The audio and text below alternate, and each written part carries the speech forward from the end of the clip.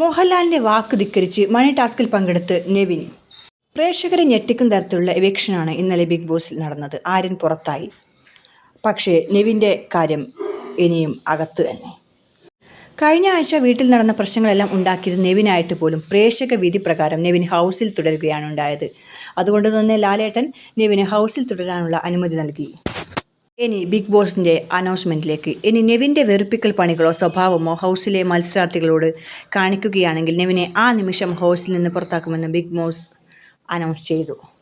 നെവിൻ്റെ സ്ട്രാറ്റജികൾ. നെവിൻ ഈ ആഴ്ചയും ഹൗസിൽ തുടരുമെന്ന് അറിഞ്ഞതോടെ നെവിൻ്റെ ഇനിയുള്ള ഗെയിം സ്ട്രാറ്റജികൾ ഉറ്റുനോക്കുകയാണ് പ്രേക്ഷകർ.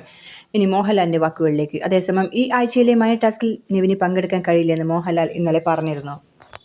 എന്നാൽ ഇന്നത്തെ പ്രൊമോ വീഡിയോയിൽ കാണിക്കുന്നത് മണി ടാസ്കിൽ നെവിനോട് പങ്കെടുക്കാൻ കഴിയില്ലെന്ന് ബിഗ് ബോസ് അനൗൺസ് ചെയ്തിട്ടും മോഹൻലാൽ പറഞ്ഞിട്ടും നെവിൻ ടാസ്കിൽ പങ്കെടുക്കുകയും മറ്റു മത്സരാർത്ഥികൾ അതിനെ എതിർക്കുകയും ചെയ്യുന്ന ദൃശ്യങ്ങളാണ് ഇപ്പോൾ പ്രൊമോ വീഡിയോയിലൂടെ പുറത്തു വന്നിട്ടുള്ളത്. അപ്പോൾ എന്തായിരിക്കും നെവിൻ്റെ ഉദ്ദേശം?